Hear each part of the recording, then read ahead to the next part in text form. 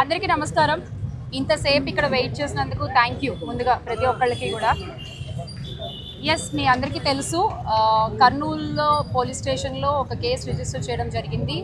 నేను తాడేపల్లి ఆఫీస్ నుంచి పెట్టిన ఒక ప్రెస్ మీట్ ఆధారంగా అందులో మనం 10 క్వశ్చన్లు అడిగాం వాళ్ళని, ప్రస్తుత ప్రభుత్వాన్ని. అది వాళ్ళకి చాలా ఇబ్బందిగా అనిపించినట్టుంది.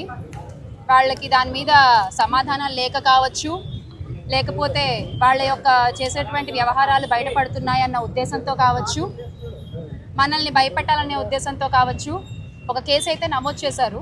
మనకు 1వ తారీఖున నోటీసులు ఇవ్వడం జరిగింది.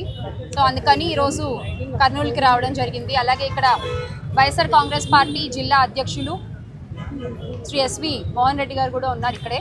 సో వారు కూడా ఎంతసేపు బయట ఉండి వెయిట్ చేయడం జరిగింది. ఎస్, పోలీసులు కొన్ని ప్రశ్నలు అడిగారు, సమాధానాలు చెప్పాము. ఖచ్చితంగా భయపడకుండా ఈ విషయంలో ముందుకు పోరాటం జరుగుతుంది. వాళ్ళకి 10 ప్రశ్నలు ట్వీట్ డిలీట్ చేయాలి అని మా ఇంటికి వచ్చినప్పుడు నోటీసులు ఇవ్వడానికి అక్కడ పోలీసులు అడగడం జరిగింది. నేను అందులో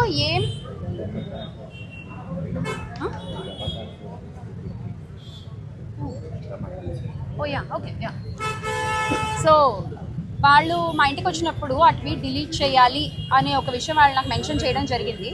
నేను ఆ ట్వీట్ చదువుతాను ఇప్పుడు మీ ముందు. ఇందులో ఏమన్నా తప్పు మాట్లాడానో లేదా మీరే ఆలోచించుకోండి, ఎందుకంటే ఇది చాలా ఫేర్ క్వశ్చన్స్ మనం గవర్నమెంట్కి అడిగినవి. ఇది మన తాడేపల్లి వైఎస్ఆర్ కాంగ్రెస్ పార్టీ ఆఫీస్లో పెట్టిన ప్రెస్ మీట్లో ఒక భాగం ఇది. కర్నూలు బస్ ప్రమాదానికి సంబంధించి దీనికి రాష్ట్ర ప్రభుత్వం సమాధానం ఏమైనా చెప్పగలరా? బూతులు ఏమైనా ఉన్నాయన్న ఇందులో? ఏం లేవు కదా. మద్యం విచ్చలవిడిగా అమ్మడం వల్లే ఈ ప్రమాదం జరగలేదా? మీ విచ్చలవిడి విక్రయాల వల్ల హైవేల్లో మద్యం అమ్మడం వల్ల ఈ ప్రమాదం జరగలేదా? ఇది రాష్ట్ర ప్రభుత్వం బాధ్యత రహిత్యం కాదా? క్వశ్చన్ చేస్తున్నాం మనం. సమాధానాలు ఉంటే చెప్పొచ్చు వాళ్ళు, అవి చెప్పకుండా కేసులు పెడుతున్నారు. హైవేకు అత్యంత సమీపంలో మద్యం షాపులను ఎందుకు నిర్వహిస్తున్నారు? 7 గంటలకు 8 గంటల 45 నిమిషాలకు శివశంకర్ అనే వ్యక్తి లిక్కర్ తాగారని చెప్తున్నారు. ఆ సమయంలో తాగితే తెల్లవారుజామున 3 గంటలకు బస్ ప్రమాదం జరిగింది. ప్రభుత్వ వాదన పేలవంగా ఉందా లేదా? ఈ పాయింట్లో ఆ 2 సార్లు షాప్లో లిక్కర్ కొన్న తర్వాత మళ్ళీ మరో చోట లిక్కర్ కొన్నారు. ఆ మత్తు వల్ల తన ప్రమాదానికి గురవడం, దీనివల్లే బస్ ప్రమాదం జరగడం వాస్తవం కాదా? లక్ష్మీపురం బెల్ట్ షాప్ నిర్వహిస్తున్న మాట వాస్తవం కాదా? లక్ష్మీపురంలో ఉన్నది 1 కాదు 2 కాదు, ఏకంగా 3 బెల్ట్ షాప్లు అన్నది నిజం కాదా? రాష్ట్రంలో ముల్కల్ చెరువులో నకిలీ మద్యం ఘటన బయటపడిన తర్వాత QR కోడ్ తీసుకొచ్చారు. కానీ మీరు విడుదల చేసిన QR కోడ్లో వీడియోలో QR కోడ్ చెకింగ్ చేస్తున్నట్టు ఎక్కడా లేదు. మీరు ఊరికే ఆర్డర్స్ ఇస్తారు, పాటించారా? లిక్కర్ షాపులు నిర్వహించేది గవర్నమెంటే, టీడీపీ వాళ్లే. బెల్ట్ షాపులు పెట్టి అమ్మే టీడీపీ వాళ్లే. అలాంటప్పుడు ఎవరు QR కోడ్ స్కాన్ చేస్తారు? ఇవి నేను అడిగిన క్వశ్చన్స్. ఈ క్వశ్చన్స్లో ఏం తప్పు ఉంది? మీ దగ్గర సమాధానం ఉంటే ప్లీజ్ చెప్పండి. మీ దగ్గర సమాధానం ఉంటే ప్లీజ్ చెప్పండి.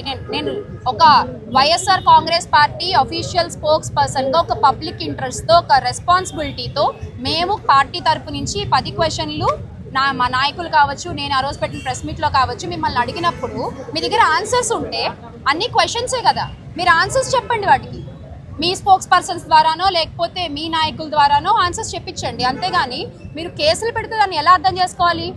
అంటే కేసులు పెడితే మళ్ళీ క్వశ్చన్ చేయడం ఆపేస్తాం అనుకుంటున్నారా? అలాంటి ఒక భ్రమలో ఉంటే మాత్రం ప్లీజ్ బయటికి రండి. మీరు ఎన్ని కేసులు పెట్టుకున్నా, ఎన్నిసార్లు మమ్మల్ని అటు ఇటు విచారణలకంటూ తిప్పినా, చివరికి తప్పుడు సాక్ష్యాలతో మీరు ఎంత దూరం వెళ్ళినా కూడా మా పోరాటం అయితే ఆగదు. ఖచ్చితంగా వైఎస్ఆర్ కాంగ్రెస్ పార్టీ నాయకులు కానీ, మా పార్టీ సభ్యులు కానీ, మా అందరికీ కూడా స్ఫూర్తి, అబద్ధపు కేసుల మీద ఎలా పోరాడాలి అనే స్ఫూర్తి మాకు మా అధినేత వైఎస్ జగన్మోహన్ రెడ్డి గారే. ఆయన నేర్పించారు. ఆయన్ని చూసి ఆయన ఇచ్చినటువంటి ఆ ధైర్యంతో మేము ముందుకు నడుస్తాము అని మరొకసారి అందరికీ కూడా గుర్తు చేయడం జరుగుతుంది. జోహార్ వైఎస్ఆర్, జై జగన్.